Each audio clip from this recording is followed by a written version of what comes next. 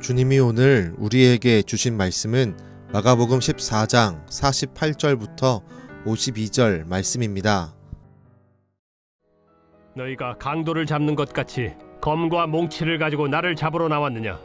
내가 날마다 너희와 함께 성전에 있으면서 가르쳤으되 너희가 나를 잡지 아니하였도다. 그러나 이는 성경을 이루려 함이니라. 제자들이 다 예수를 버리고 도망하니라. 한 청년이 벗은 몸에 배 혼니부를 두르고 예수를 따라가다가 무리에게 잡히매 배 혼니부를 버리고 벗은 몸으로 도망하니라. 예수님은 스스로 말씀하시고 예언하신 대로 무리들에게 잡혀가십니다. 예수님을 잡기 위해 칼과 몽치를 들고 왔던 무리들은 너무나 순순히 잡혀가시는 예수님을 마주합니다. 예수님은 그렇게 당황하는 무리들을 보며 이렇게 말씀합니다. 내가 날마다 성전에서 있어서 사람들을 가르쳤으나 너희는 나를 잡지 않았다. 그러나 이것은 너희가 잡지 않은 것이 아니라 성경을 이루기 위한 하나님의 뜻이었다. 예수님은 성경의 뜻, 곧 죄인들을 사랑하사 자신을 대속물로 주려 하시는 하나님의 계획에 의해 잡히신 것입니다. 그렇게 성경을 이루어 가시는 예수님이지만 제자들은 예수님을 버리고 모두가 도망가 버렸습니다. 또한 한 청년도 예수님을 따라가고 있었으나 무리들이 잡으려 하자 그 역시 이불까지 버리고 급히 도망가 버렸습니다. 우린 성경의 말씀을 이루시기 위해 잡혀가시는 예수님의 모습과 성경의 말씀이 이루어질 때 도망가는 제자들의 모습을 봅니다. 우린 이 모습을 묵상하며 어떤 영적 교훈을 얻을 수가 있을까요? 예수님을 버리고 도망간 제자들의 모습이 때로는 우리의 모습으로 비춰질 때도 있습니다. 내 삶이 좋을 때, 평안할 때, 잘 될 때는 예수님의 제자인 것을 자랑스러워하지만 믿음으로 인해 환난을 당할 때 우린 예수님을 외면하는 악한 본성을 가지고 있습니다. 우린 이 사실을 인정해야 합니다.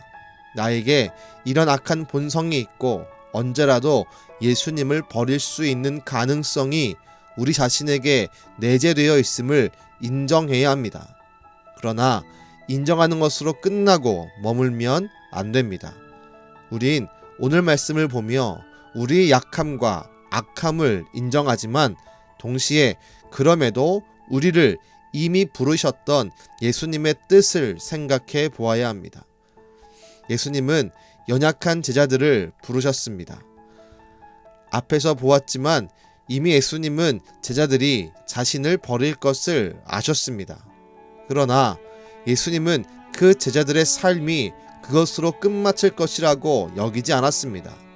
예수님은 그런 제자들을 다시 일으키실 계획을 다시 세우고 계셨습니다. 그래서 부활하시고 갈릴리로 가사 자신을 버린 제자들을 다시 만나십니다. 그리고 마가의 다락방에서 그들이 기도하게 하시고 결국 보혜사 성령님을 경험하게 함으로 진짜 제자의 삶으로 인도하십니다. 우리에게 이런 소망이 함께 있음을 기억합시다. 오늘 말씀처럼 우리도 예수님을 언제든지 떠날 수 있는 악한 본성과 가능성이 있지만 동시에 예수님은 그런 우리를 이미 불러내어 구원받은 백성 삼았다는 것을 기억해야 합니다. 그렇게 우리는 주님 앞에 겸손히 무릎 꿇고 기도해야 합니다. 주님, 제가 악합니다. 제가 쉽게 넘어집니다. 그러나 제자들이 경험했던 성령의 충만함을 나에게도 부어 주옵소서. 성령의 충만함을 구하는 기도가 우리의 입술을 떠나지 않을 때 주님은 그 기도대로 응답해 주실 것입니다. 그리고 성령의 충만함을 통해 우리는 악함을 이겨내는 마지막까지 예수님을 따라가는 진짜 제자의 삶을 살 수 있게 될 것입니다. 기도하겠습니다. 주님, 오늘 말씀에 있는 제자들의 모습이 나의 모습임을 인정합니다. 그들의 약한 모습과 악한 모습이 나에게도 언제든지 생겨날 수 있음을 이 시간 인정합니다. 주여, 그러나 우리가 그런 삶을 살지 않기로 정말 소망합니다. 우리에게 제자들에게 주었던 성령의 충만함을 주셔서 우리가 약한 본성과 악한 본성을 뛰어넘어 예수 그리스도의 제자로 마지막까지 살 수 있게 허락하여 주옵소서. 오늘도 성령을 구하는 자에게 성령의 충만함을 주시는, 그리고 진정한 제자의 삶을 마지막까지 살게 하시는 예수님의 이름으로 기도드렸습니다. 아멘.